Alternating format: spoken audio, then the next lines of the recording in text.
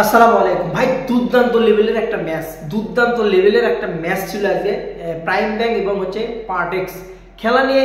সেই ম্যাচটা নিয়ে বলতে আসলাম এই কারণে, সেখানে ছিল সবার প্রিয় সাব্বির রহমান।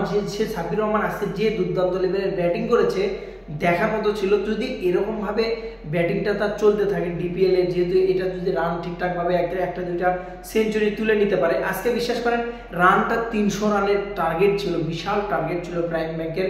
ব্যাটাররা কিন্তু যথেষ্ট ভালো করেছে, যেখানে শামীম হোসেন পাটোয়ারির ব্যাটিং ঝড়, আজকেও কিন্তু 50 তুলে নিয়েছে 360 ডিগ্রি শামীম। তো সে তার জবাবে কিন্তু ব্যাটিংয়ে নেমেছিল পার্টেক্স ক্রিকেট ক্লাব, যার টার্গেট পাহাড় সমান 300। একটা সময় যে ভালো কন্ডিশনে যায় সাব্বির যখন নামে, তখনও দলের কন্ডিশন ভালো ছিল।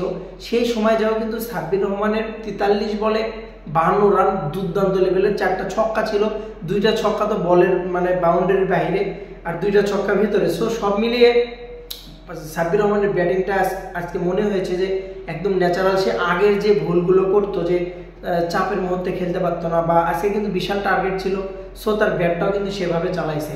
আগের ম্যাচটা তো এরকম ভাবে টার্গেট ছিল না, হয়তো একটু স্লো ব্যাট চালাইছে। সিচুয়েশন বুঝে খেলার যে মাথা ঠান্ডা লাগে, যে ম্যাচুরিটি, সেই জিনিসটা কিন্তু সাব্বিরের ভিতরে এবার দেখা যাচ্ছে। ব্যাটিংটা দুর্দান্ত লেভেলের করেছে।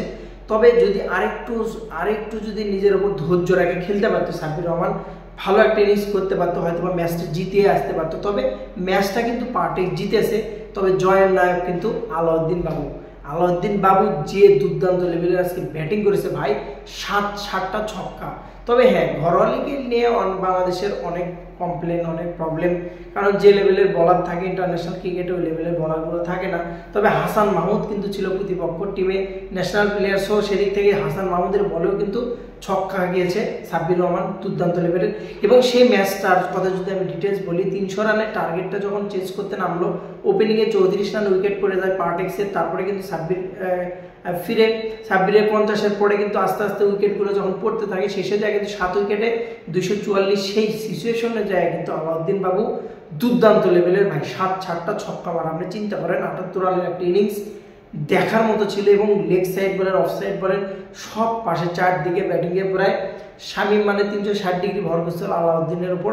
দুর্দান্ত লেভেলে কিন্তু আজকে একটা ক্রিকেট ম্যাচ হয়েছে, আমার কাছে এতটা ভালো লেগেছে, তো এটা আপনাদের সাথে শেয়ার করার দরকার। তবে সাব্বিরের ব্যাটিংটা খুবই এনজয় করেছি।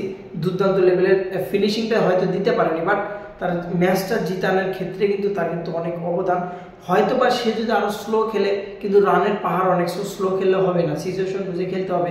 ম্যাচে যদি না যেতে, তার যদি 100 রান করে, সে 100 তো কোনো ভ্যালু নেই। সো সে যেহেতু ক্যাপ্টেন, পার্টেক্সের ক্যাপ্টেন এবার, সো সেদিক থেকে নিজের দায়িত্ব আছে, সেই দায়িত্ববোধ থেকে কিন্তু সাব্বির রহমানের দুর্দান্ত একটা নক ছিল। যদি এভাবে কামব্যাক করতে পারে, ঠিকঠাকভাবে কন্টিনিউ করতে পারে, হয়তোবা ফিরতে পারে। সামনে টি20 বিশ্বকাপ, সাব্বির হয়তোবা ফিরবেন জাতীয় টিমে, এ আশা করছে তার ভক্তরা। বেস্ট অফ লাক, ভালো থাকুন, সালাম আলাইকুম।